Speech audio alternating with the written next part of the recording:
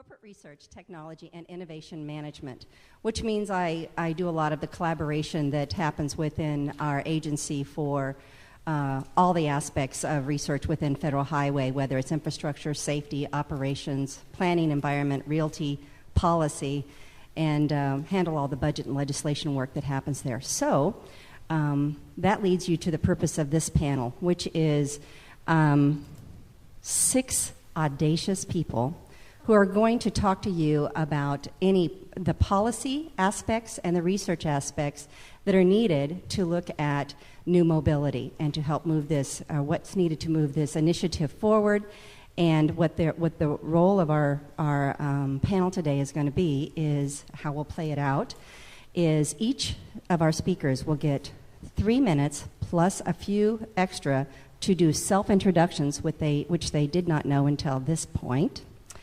And the reason that they'll do that is they'll tell you who they are, what they're doing, and give you an audacious statement that then hopefully will elicit from you some great questions. So with that, that's kind of the order of how we'll put the panel together and how it will be run. So we have an hour to solve the policy and research questions of the day.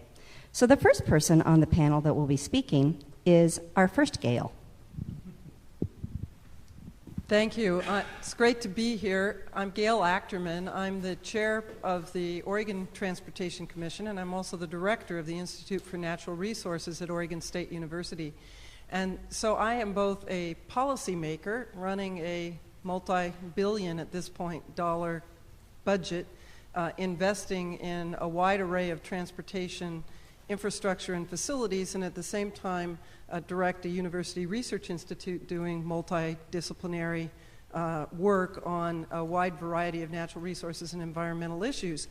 And so in terms of I don't know how audacious this is, but as I was thinking about the policy challenges we face as a State Department of Transportation in moving to a new paradigm, shifting from being basically a capital construction agency to a mobility service provider or an accessibility service provider, what do we need to know? What does the research community hopefully is it able to analyze and tell us to move in this new direction? And I think there's a lot I could cover from the last couple of days, but the one thing I want to focus on is least cost planning.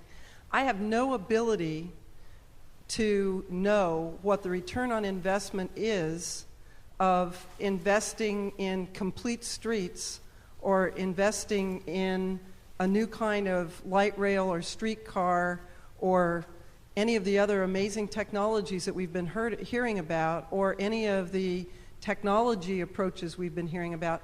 I don't know what the return on investment in terms of accessibility or mobility services is for that investment versus adding a lane to a freeway. I know what return I get for adding a lane to a freeway. I don't know what return I get for any of these other decisions. And if I'm going to make a very radical change in our investment decisions, I have to be able to explain that to the legislature who funds us and to the citizens who vote for those legislators. So capture your thoughts on where Gail went with her specific requirements for what kind of research she needs to make policy decisions and actions. The next person on our list is Alan. Oh, there's another mic down there.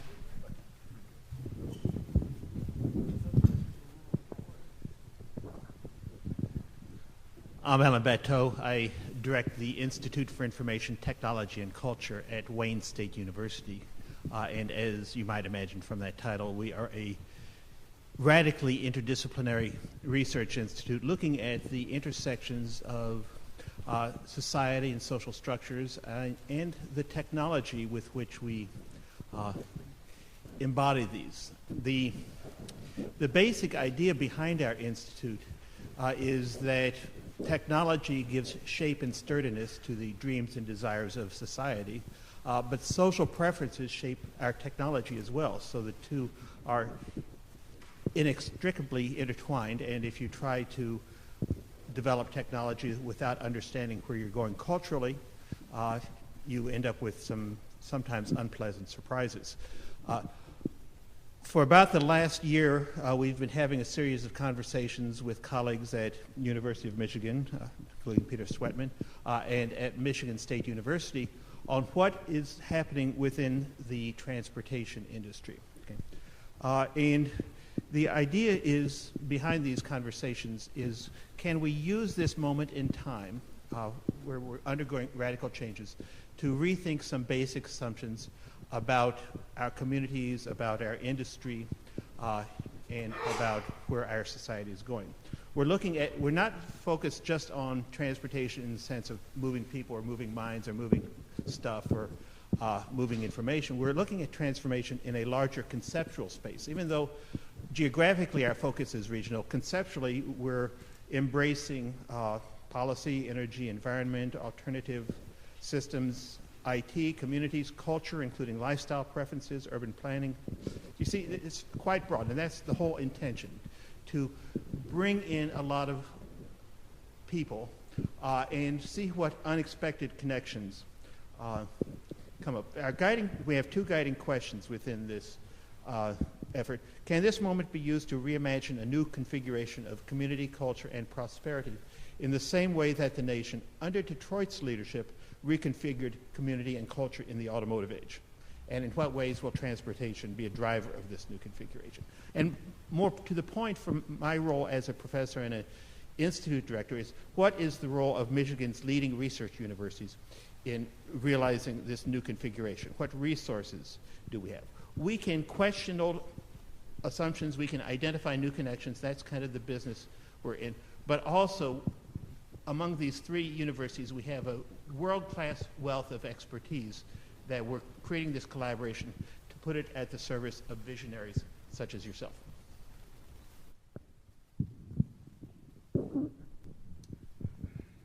From the comments that we just heard from Alan is looking at a much higher level of coordination and integration, call it mega systems. So think of your questions that address those issues. Next we have, our third speaker is Jonathan. Jonathan, there's a mic right beside you. I'm Jonathan Levine. I'm the chair of the Urban and Regional Planning Program at the University of Michigan. In 3 minutes, I'd like to propose three culture changes in transportation research culture. The first is a shift from modeling causal relations in the world to asking what we can do to change the world. The second is a shift from mobility to accessibility as a framing topic in transportation research. And the third is shifting from seeking to justify constraint on choice to removing obstacles to choice. I'll touch on each of these ever so briefly.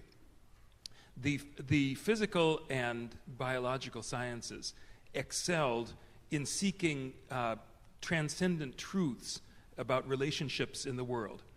I think the social sciences sought success by emulating the success of the physical and the biological sciences. The social world is a very different kind of world. And I think we do better in the social world in general, in the policy world in specific, and in the transportation policy world even more specific, when we shift from trying to put the world in a box, trying to build better models about the world, to explain the world, to asking what works in changing the outcomes that we're observing. The second is a shift from mobility to accessibility. I talked about that briefly yesterday, and I'm going to talk about it tomorrow. But it entails demoting congestion as the be-all and end-all of transportation policy, or congestion fighting as the be-all and end-all of transportation policy. We tend to ask questions like, well, if we deploy this transit system, will we solve highway congestion? If we do better land use planning, will we solve highway congestion?